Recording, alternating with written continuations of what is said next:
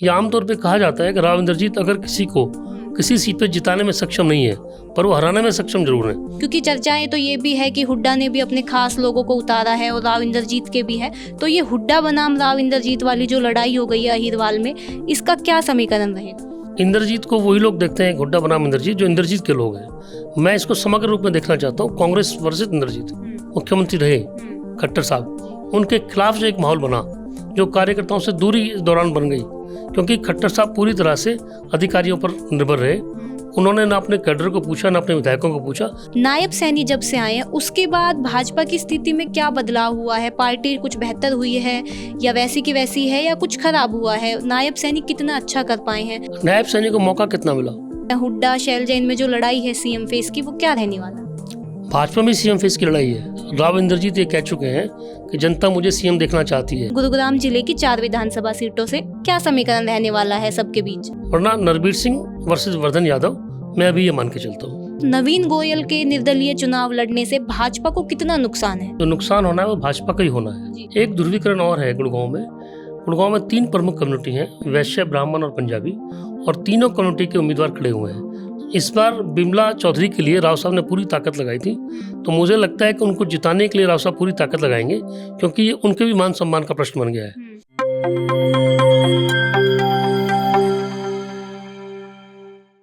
नमस्कार, मैं हूं कोमल राव। एनजेपी हरियाणा के साथ आज मौजूद हैं सीनियर जर्नलिस्ट अनिल आर्य। इनको आपने पहले भी हमारे साथ एक बार चर्चा में देखा होगा, सुना होगा। आज भी हम इनसे बातचीत करेंगे, हरियाणा की बात करेंगे, दक्षिण हरियाणा की बात करेंगे और गुरुग्राम जिले की 4 विधानसभा सीटों की बात करेंगे। यहाँ पर क्या समीकरण रहने वाले हैं, कौन सी पार्टी की तरफ इस बार पलड़ा भारी रहने वाला है, इन सब मुद्दों पर बात करेंगे। जैसा कि आप सब जानते हैं, सभी पार्टी के सभी उम्मीदवार मैदान में आ चुके हैं। जो भी जातीय समीकरण बनने थे या किसी उम्मीदवार के आने से समीकरण बनने थे, वो सब बन भी चुके हैं और जो बिगड़ने थे वो बिगड़ भी चुके हैं। विभिन्न मुद्दों पर आज इनसे बात करते हैं। शुरुआत करते हैं गुरुग्राम जिले की 4 विधानसभा सीटों से। इन सीटों पर अगर भाजपा और कांग्रेस में देखते हैं या जो और दल हैं निर्दलीय भी चुनावी मैदान में है, क्या समीकरण रहने वाला है सबके बीच? देखिए, जो मुख्यतः संघर्ष रहेगा वो कांग्रेस और भाजपा के बीच में रहेगा।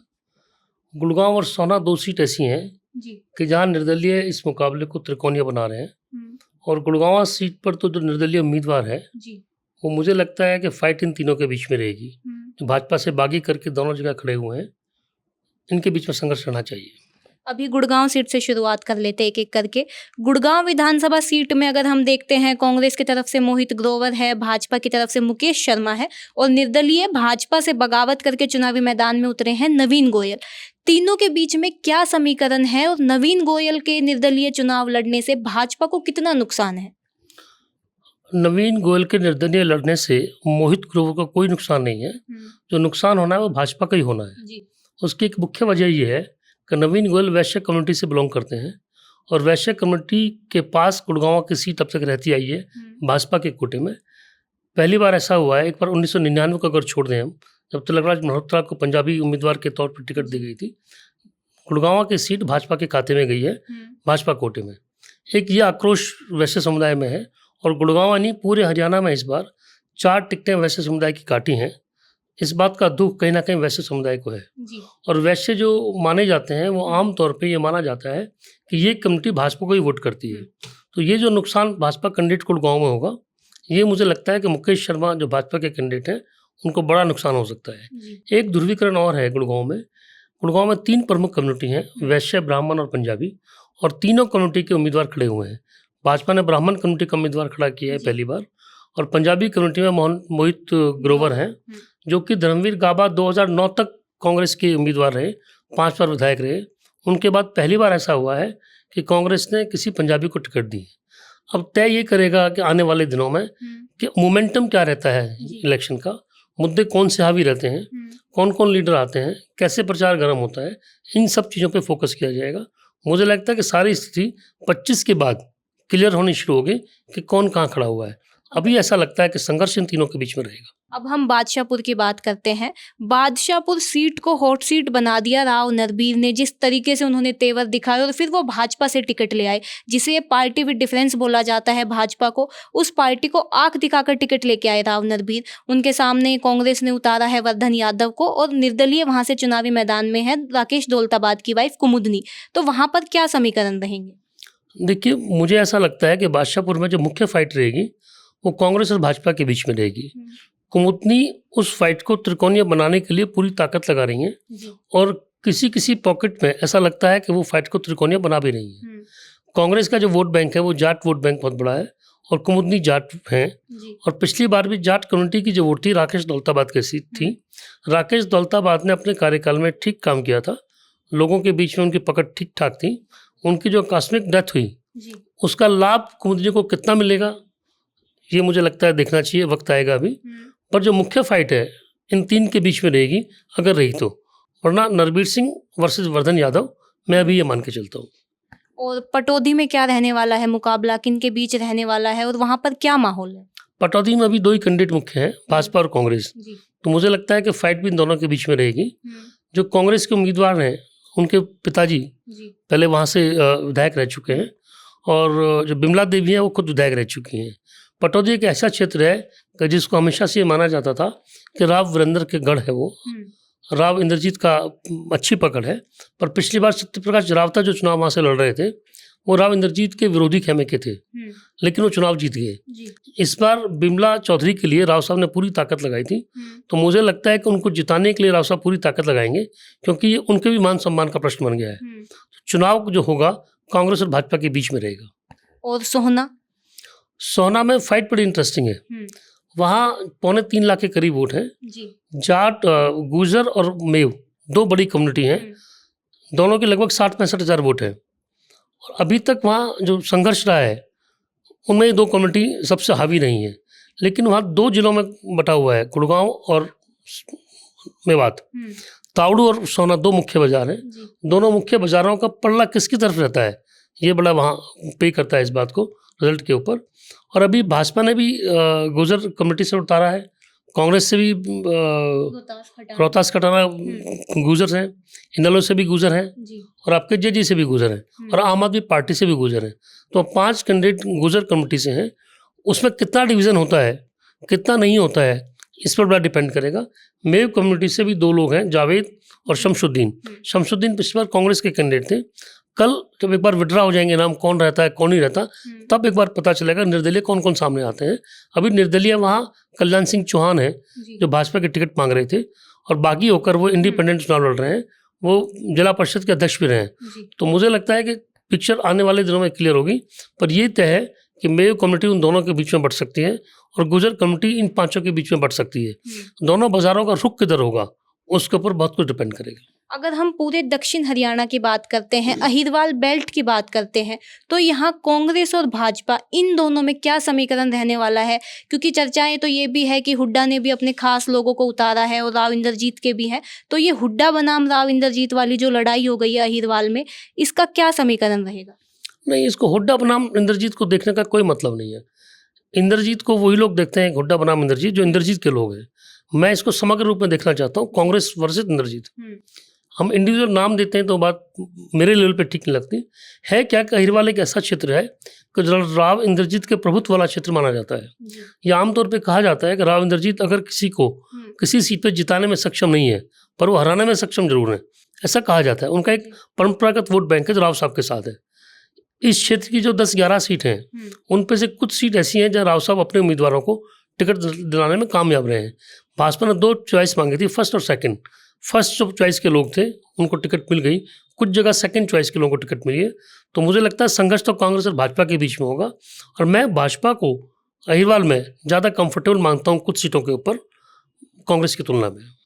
और अगर हम हरियाणा के लेवल की बात करते हैं तो यहाँ पर क्या समीकरण रहने वाले हैं 2024 विधानसभा चुनाव में, और 2019 और 14 के मुकाबले क्या बदलाव है, क्या फैक्टर काम कर रहे हैं इस बार के चुनाव में?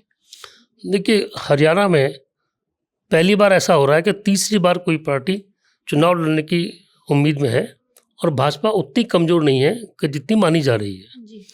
आप ये देखिए कि 2014 में बीजेपी के पास 47 सीट आई थी और 2019 में बीजेपी के पास 40 सीट थी। इस बार जो मुकाबला है अभी भी इन दोनों पार्टियों के बीच में है, जेजेपी हो, इनेलो हो, आम आदमी पार्टी हो या इंडिपेंडेंस हो, इस फाइट को कहीं कहीं त्रिकोणीय जरूर बना सकते हैं, पर ऐसा नहीं हो सकता कि वो क्लियर कट कहीं मेजोरिटी को प्रभावित कर पाए। मैं ये मान के चलता हूँ कि अपर हैंड कांग्रेस का है, पर बीजेपी को बिल्कुल खारिज कर दें ऐसा भी नहीं है। सबसे बड़ा जो फैक्टर था बीजेपी के खिलाफ वो एंटी एस्टेब्लिशमेंट का है। या दूसरा ये था कि जो 9 साल मुख्यमंत्री रहे खट्टर साहब, उनके खिलाफ जो एक माहौल बना, जो कार्यकर्ताओं से दूरी इस दौरान बन गई, क्योंकि खट्टर साहब पूरी तरह से अधिकारियों पर निर्भर रहे। उन्होंने ना अपने कैडर को पूछा ना अपने विधायकों को पूछा। वो एक नाराज़गी, बड़ी नाराज़गी है, और भाजपा उस नाराज़गी को कितना कम करती है ये भी देखा जाएगा।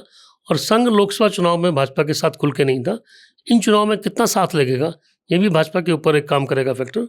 तो आने वाले दिनों में मुझे लगता है कि कांग्रेस वर्सेस भाजपा ही चुनाव रहेगा। अभी लगता है कि कांग्रेस का अपर हैंड है। अभी आपने सीएम की बात करी, मनोहर लाल खट्टर जब सीएम थे, नायब सैनी जब से आए हैं, उसके बाद भाजपा की स्थिति में क्या बदलाव हुआ है? पार्टी कुछ बेहतर हुई है या वैसी की वैसी है या कुछ खराब हुआ है? नायब सैनी कितना अच्छा कर पाए हैं, और जो वो 10 साल की एंटी इनकम्बेंसी वाली बात है उसे कुछ कम कर पाए हैं उस फैक्टर को? नायब सैनी को मौका कितना मिला? उनको 12 मार्च को सत्ता दी गई, 13 मार्च को बहुमत साबित किया, मार्च में ही आपका लोकसभा चुनाव का डिक्लेयर हो गया। उसके बाद टाइम लगा तो आपका विधानसभा चुनाव आ गया।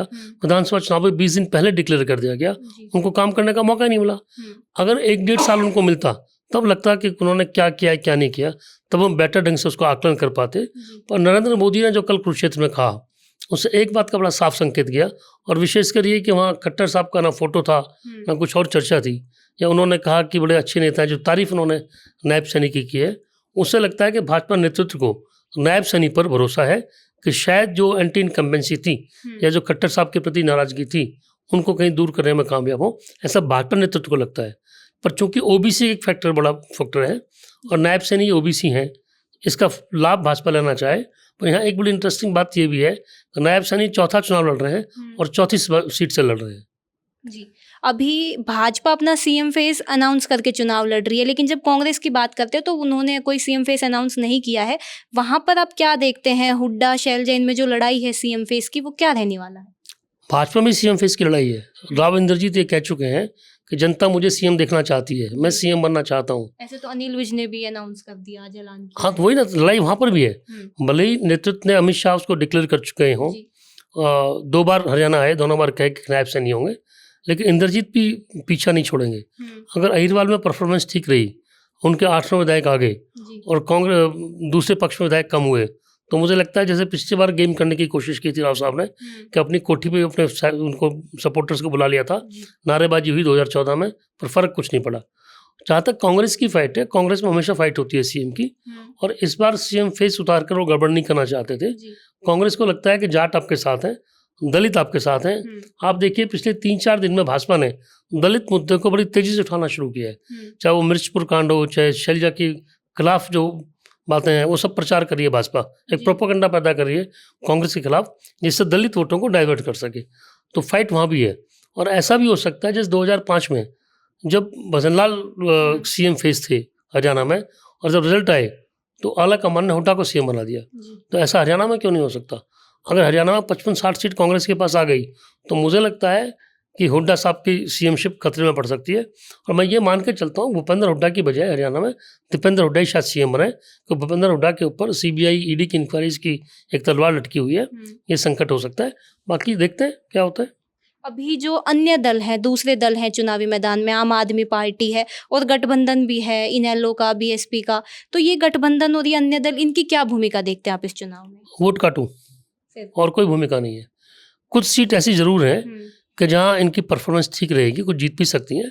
सिरसा क्षेत्र में इनेलो का दबदबा पूरा है, एलनाबाद है, डबवाली है, वो जो सीट्स हैं वहाँ निश्चित तौर पे ये अपर हैंड है। सिरसा में इन्होंने हलोपा से गठबंधन कर लिया, गोपाल कांडा से।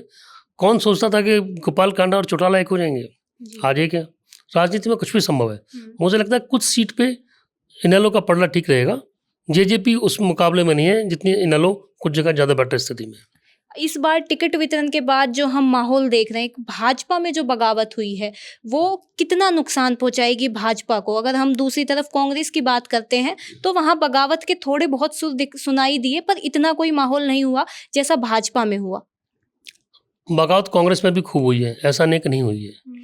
कांग्रेस ने चतुराई क्या की कि उन्होंने सीट को आखिर तक लटका के रखा, बगावत का मौका नहीं दिया।